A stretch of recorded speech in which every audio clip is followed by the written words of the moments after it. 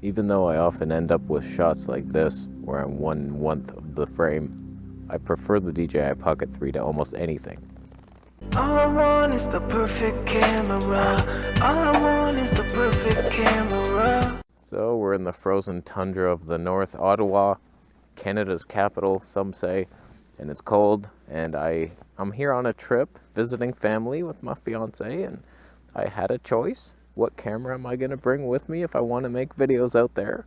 I should be taking a break, but I like making videos, so I wanted to bring something, and my choice was the Pocket 3. It fits in a pocket, a jacket pocket at least, and I thought it would perform the best out here, and it's the most versatile. Usually, I would have brought my Action 4 and just be done with it, and I could have vlogged. But if I want to get some slow motion street videography of the frozen Ottawa people, this would do that. And then I have some options. I might not do it, but I could. Can you read that? Stormwater facility. Caution. Potential drowning. Oh, I like that. I do not mind. Looks peaceful. I don't know. Do peaceful people drown? I doubt it. They float. Hi.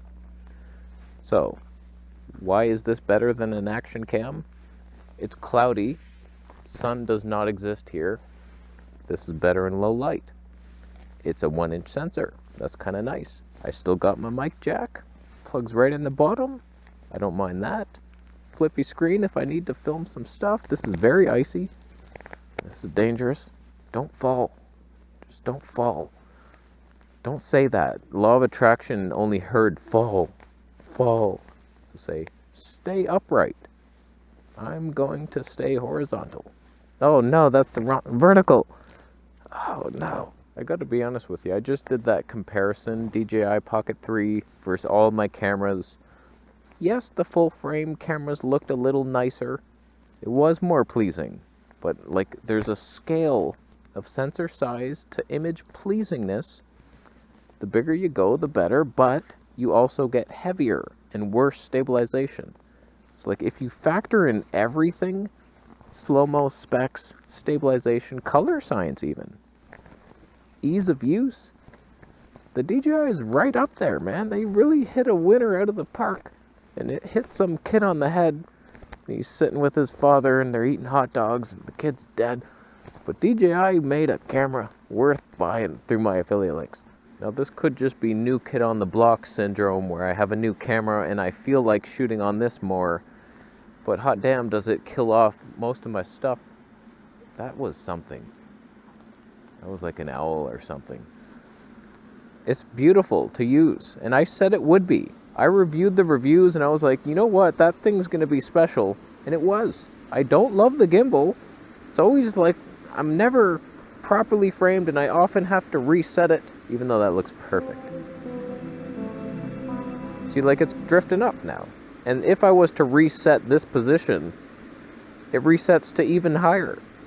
Because they don't understand that I want to stretch my arm. Stay off the ice, it's thin. Yeah, doesn't look thin to me. Looks plenty thick enough. I'm gonna walk across this thing. I have sheep fur on, what could go wrong? That is good times. Oh man, it's so nice to be out in nature. You know the only downside of this camera that I have? Hello. I can't see very far away, but I can see further away than the DJI Action 4. That sees nothing. So like, I should have brought the Sony HX99 with me. I still haven't given it to the mysterious person who doesn't even know it's a gift for them.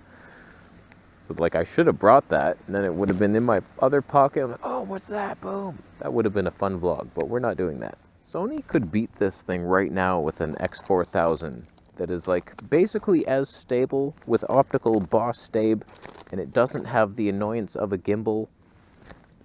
Would it have been a bigger sensor? I doubt it, but what the fuck was that noise? What was that in there? I'm out. I am gone. Did you hear it? That was like a bunch of bears just... Nope. Nope. We are... Is this ice that I'm on now? Is this part of the river? Oh. Oh. You know what's crazy? I bet you DJI will release an even bigger sensor one next time. It might be micro four thirds or something. It's not like they have a lens lineup of these things that it matters. Like they can just make a full frame one. They'll do it. I'm sure they will. The full frame version of this, would it even be much heavier? Probably quite a bit. So, but if it's full frame, let me control the Tonys. Don't allow me not to stop down. This is already a bit too blurry, if we're being honest. But this camera really shines for simple vlogs like this, or more complicated things where you're doing slow motion. There's all kinds of things you could do with this to get like professional looking shots in your little ghetto ass travel vlog. It's like it's so good and such a tiny thing. So easy to use and stable. I debated bringing the Ace Pro with me just for some AI fun. But like that would be a compliment. I'm getting questions whenever I post something like that. Like, wow, what program did you use to write that script? I'm like, it's the Insta360. It's very easy in the app. But like, it's a fun little thing. It's ghetto as shit. And like gimmicky is the word I meant, not ghetto. Your mom's from the ghetto. But for my style of relaxing nature vlogs, this with the Olympus EM1 III and that 70 to 350 or 75 to 300, you'd get some stuff. And that'd be a fun little, it wouldn't be too heavy here. I really do want a nice little travel zoom thing. Could be like a Fuji XS20 with the 70 to 300. It's not much reach, but this camera does suffer with Olympus syndrome where it looks great outside, but you get inside and for some reason, I don't know if it's the artificial lighting, it doesn't handle very well. It just doesn't look as good. It's like it's so good outside and then you get it home and it's like, oh, I don't think this could be my studio cam. I debated bringing the Nikon Z30 instead. It wouldn't have been as great for this because it'd be so shaky, but I could have actually taken some pictures of my family and been proud of them maybe. This, I don't know, man. I haven't taken one photo with it, but this is the first DJI product that actually exposes pretty well for the face all the time. Just in normal mode. Actually, the Action 4 does now that I'm in normal mode. Something about D-Log M is just terrible. It's worse dynamic range. I don't get why all these YouTubers are like, film in D-Log, bro. So much dynamic range. It's less. It's much less. You've seen it side by sides. It's like the sky is exposed and your face completely in normal mode. So like, where's the dynamic range kicking in? I don't see it. I'm sure if you put an ND filter on there, you locked off, you're in 1/50th of a shutter and you're exposing for yourself, then you could get this to look better than normal color in D-Log. But like, who's doing that for vlogging? It's the dumbest thing. People like taking control of exposure and worrying about all this stuff and I got a variable ND on here, bro. And it's like, yeah, that's causing the flashing in the corner, you moron. Oh, I hate them so much. I didn't want to punch them in the sack. By the way, I think I found the best case for the Pocket 3. You don't need to deal with all this stuff. AliExpress. Oh, I hate you, Canon. It just fits right on there. So here's what you do. It's probably like $8. I'll leave a link down below. I don't make money off it because it's AliExpress, non-affiliate loser links. But say you're vlogging. Oh, look at me. I have the best camera ever made. You turn it off. This is what you have to do. It refuses to close. You have to point this outward. Oh my God. It's fighting me. Oh, you have to wait. Oh, I hate you. Boy. You have to point the lens out because I have the mist filter on. Free will, of course, not the DJI loser one. This slides right on there in the pocket. This is an unnecessary extra piece for the screen. I could see that coming in handy at some point. It came with a whole full body thing, but like, what are you even gonna, why? I couldn't even fit it on. I don't know how to, stupidest thing ever, but what, $7 or something like that? Immediately, boom, in the pocket. Yeah, red, comes in any color. Not bad. Does the screen still flip with it on? Oh God. That was a mistake. It'll never work again.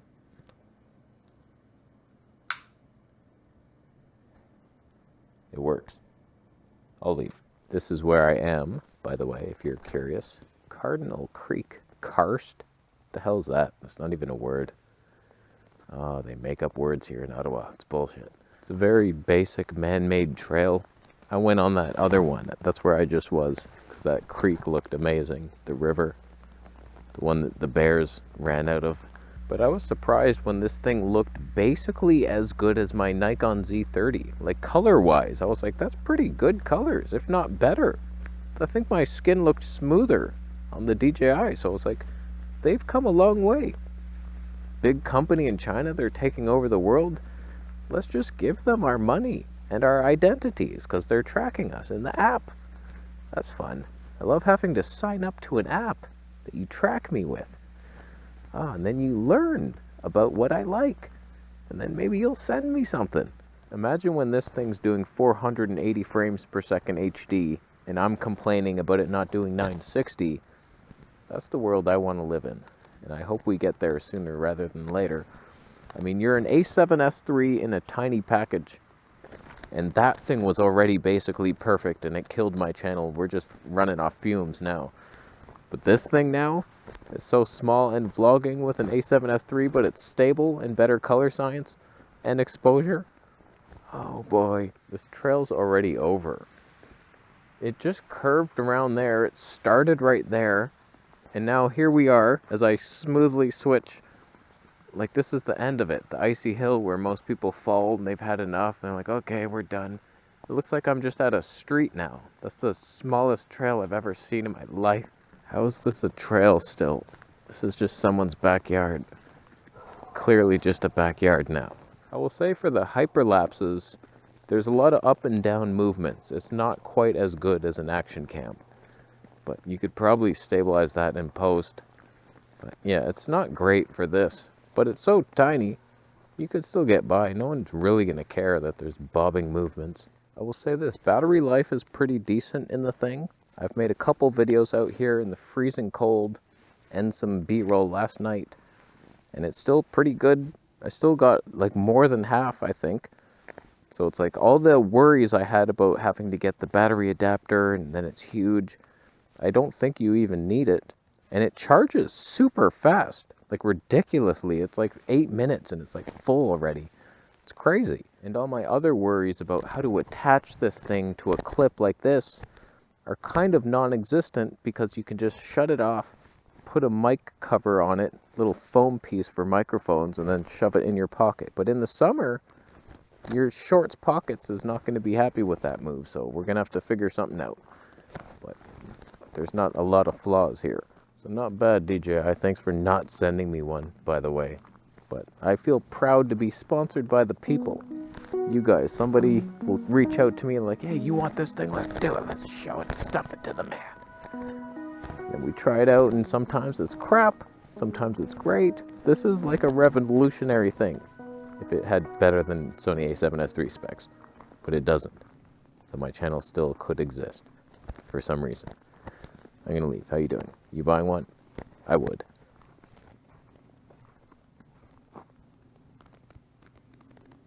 Subscribe when I'm saying that.